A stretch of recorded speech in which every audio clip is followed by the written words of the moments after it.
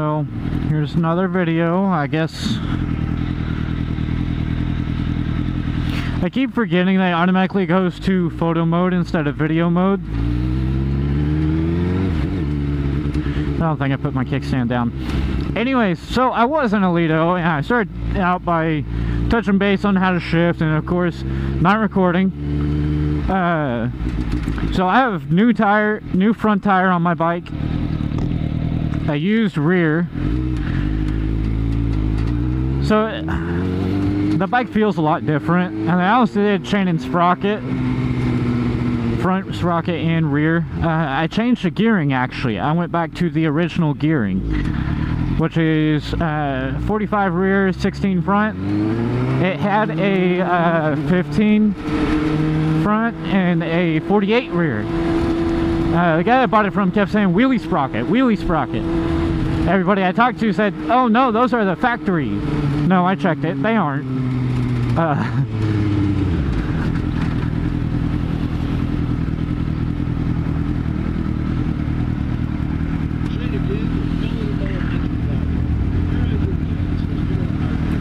Anyways, so when it comes to shifting, I suggest getting a little dirt bike or something like that to learn on. They aren't real expensive. You don't really have to go through the whole process of tag, title, license, and that stuff. You don't have to get your motorcycle license. And verify you're comfortable with it first, and you can put street tires on a dirt bike and start with that. Figure out if you actually want a street bike. I mean, I rode a dirt bike starting out, and I'm in love. So, like, if someone came up to me right now and handed me a dirt bike and said, it's all yours, have fun, it's free, oh, I'd be like a kid in a candy shop. So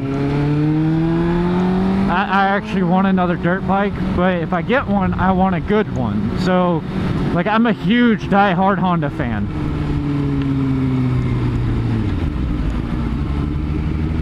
So, like, I'd love to have another CRF 150 or something. Nothing crazy, just kind of something.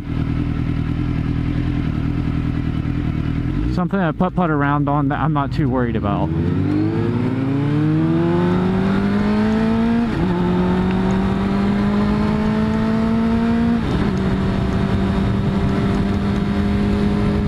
But anyways, one of the biggest things that people on sport bikes need to learn, I mean this for almost everyone, stop racing. If you're gonna do a race, make sure it's worth your life. So, like, for me, I've only truly raced 2 vehicles on this, and one of them I did race, but I lost. Actually, I lost both, to be honest. I raced my buddy's Harley. He's got a 114 Milwaukee engine. For what it is, it scoots. He spun through first, which we did it at like 10 miles per hour, just laid into it. I spun all the way through 6th. He spun through first. He definitely walked on me. It doesn't matter that I spun. He beat me. Anyways, with that being said, he's got a really nice bike. I'm not a big cruiser guy. I also haven't rode that many of them, but it was nice. The other one I did, once in a lifetime opportunity, I raced a McLaren, and he didn't beat me by a whole lot, so, like, I'm proud of myself.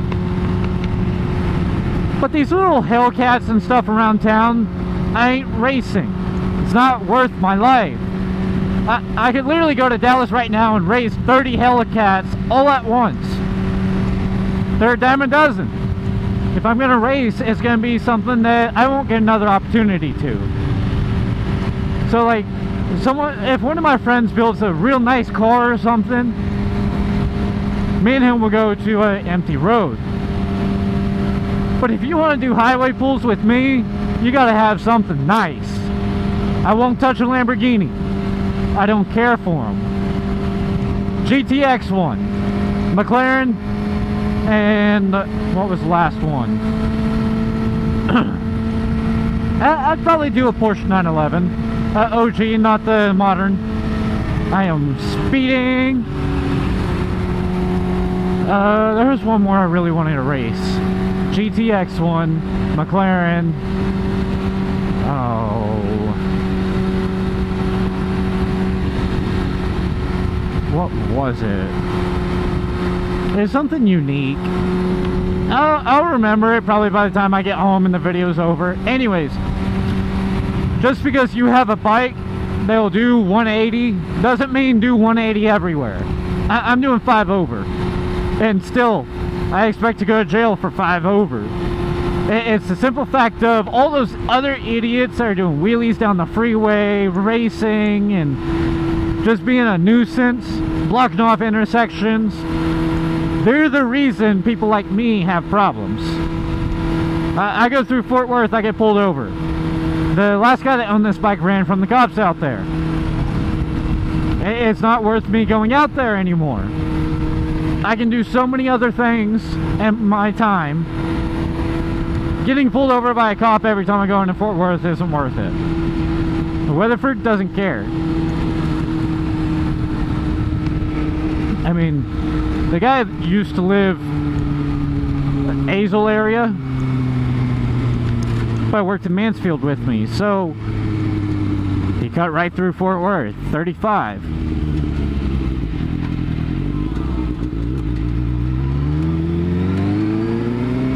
So I avoid Fort Worth now. I typically cruise by myself. I don't do crowds, I don't do wheelies, I don't race really. Every now and then I will, but it's gotta be something worthwhile, like I said. But you aren't gonna catch me running down this road doing 100 every day, like 7 days a week. You'll catch me do 100 if somebody's chasing me. It's a proven fact they're chasing me. I did it the other day because somebody was on my butt. I mean, it's just part of being on a motorcycle. You wake up in the morning, just like everyone else, you put your pants on, put your boots on. When you slip that helmet on, you realize it may be the last time you put anything on. But you make sure you put that helmet on. I mean, I'm going right now, and realistically, I know I'm safe. I did my bike right, everything. I did all the work myself. Doesn't mean I can't have a bad tire. It's just like a car. I mean, I could have a tire blowout right now, and it could be a manufacturer error, could be something I did, but I know I did it right, so I'm not worried about it. Now, certain situations you can't afford it. So like if there's a drunk driver coming in your lane, you have to be vigilant. You have to plan ahead. That's why I hooked the inside. That's most likely where they're gonna come through, coming in between the lanes. So it gives me enough reaction time with my location to go into their lane to dodge them, or stay on the edge of my lane, like go to the other edge. Most people think the middle of this lane is a perfect place, but realistically they aren't going to just clip you, they're going to hit you head on, so they'll give you enough room to do whatever you need. Now, I have been dealing with a lot of people pulling out in front of me lately, and all I gotta say for that is get off your phone. It's annoying. Anyways, maybe I'll start drinking coffee before I ride. I'm actually enjoying this. A little too much, but I'm enjoying it.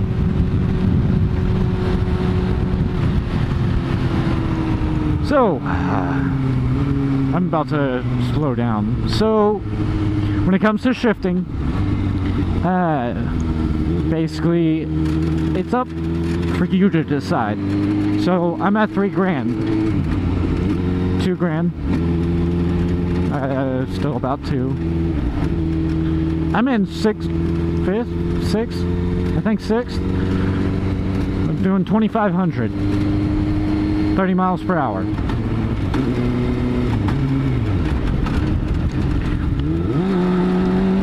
All right.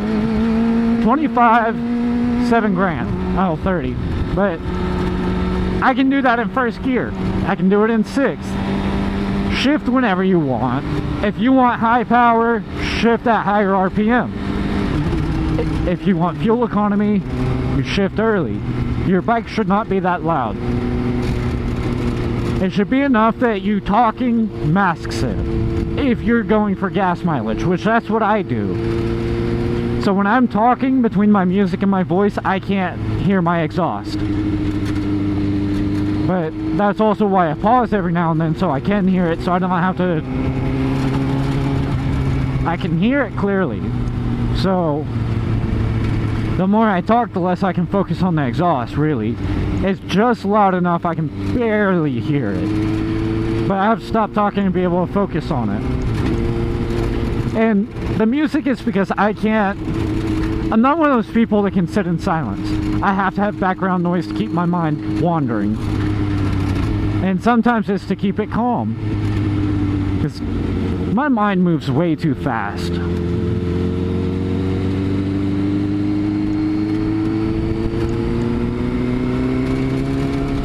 I don't take out mirrors, by the way. Where I would have taken his out, because he was in the middle. It's not very often that happens to me, believe it or not. Most people stay out of the way. Anyways, I get way off topic. So, when it comes to shifting on a sport bike, it does not matter. I can take off in 6th gear. I can take off in 1st. I can hop on the highway in 6th gear. I can hop on in 3rd. It's more of if you want the power behind it or what. Now, if you're trying to be an all-season rider, and when you're on the highway, yes, you want high RPM. That way, if you need the power, it's there. Now, rolling through the city, go for a fuel economy. Shift early. I mean, you aren't racing the lights. And certain situations kind of bounce back and forth. Now, the reason I call it all season is because when it's raining, you want to shift early. You want it extra easy on the clutch. Now, a hot day, you're gonna have a little bit of fun. High RPM and just... And there's nothing wrong with that. But make sure you pick the right season. You don't want to be doing that in the rain. You're gonna wind up hopping all over the road and wind up in a ditch. And that's something about sport bikes people don't understand. Yeah, they're fast. Most people don't think they can drive in the rain like a sports car. Most sports cars don't handle rain very well. And it's not the car, it's the driver. I mean, I can drive almost any vehicle in the rain. I've rode dirt bikes in the rain. I've rode this in the rain. I mean, there's a video on it. I wasn't very good on the video, but I did it. And the reason I say I didn't do very good, I don't feel like I held people's attention well enough, and that's something I'm going to have to work on. I am going to start reaching out to some of my friends with motorcycles and meeting up with them and maybe swapping bikes, getting each other's reviews, kind of having fun. Who knows, maybe I'll get them into it as well. I got one that owns a shop out in Mineral Wells. It's called Auto Pro. I may start working for him on Mondays. Try to give him a helping hand getting started. He just recently started it. He bought it from the owner, so it's his now. But he's a good ways off the beaten path, unless you live in Mineral Wells, and it's perfect. Ugh. There's a lot of bugs out, which is not fun. So I'll probably try to start doing meets and stuff, and when I do meets, I'm probably going to push everyone to go to Mineral Wells. There's a lot more biker style stuff to do out there. Like there's actually I wouldn't mind meeting a bunch of people in Weatherford, riding out to Decatur and going to Roosters. It's a really nice restaurant in Decatur off the square. I don't know if they got enough parking for a bunch of bikes. I mean, they get busy, but it's a 2-story bar, basically. Bar type.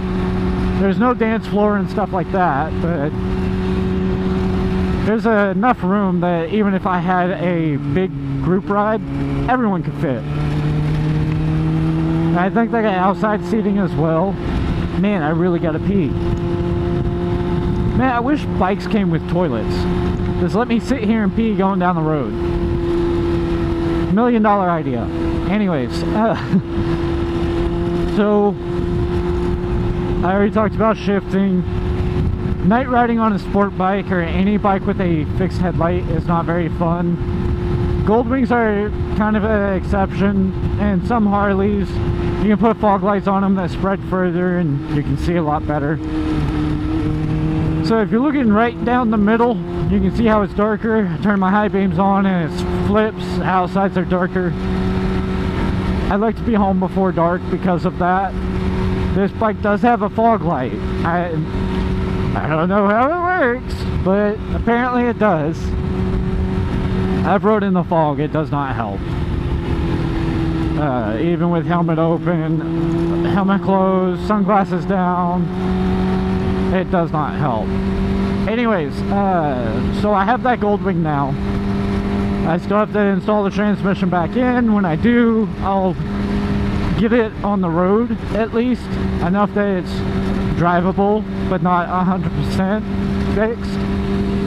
I'll start taking it to like Walmart parking lot or something, middle of the night, fixing it so y'all can see it. I don't really want y'all to see where I live yet. Anyways, so y'all can see small bits of me putting that back together, stuff like that. I did notice I got some new followers or subscribers. I appreciate y'all. If you didn't subscribe, that's fine. I hope you enjoyed the video. If you did, thank you for subscribing. But I'm not going to tell people to subscribe. It doesn't matter to me. Sure, I'd love to turn this into an actual job. I need 500 and 3,000 watch hours. But that's not y'all's responsibility. It's my responsibility to hold your attention enough that happens. If it happens, great. If it doesn't, well, that's on me. I didn't do good enough. But I'm going to keep posting videos and slightly modifying the way I am. If anyone has any opinions or suggestions on topics to talk about, just let me know. I'll talk about whatever you want. I've rode a lot of different kinds of bikes. I've rode the same bike with a bunch of different types of tires. I mean, I work at a motorcycle shop. I've rode almost everything. I have not rode a Husqvarna. I have rode a motorcycle, a small block 350.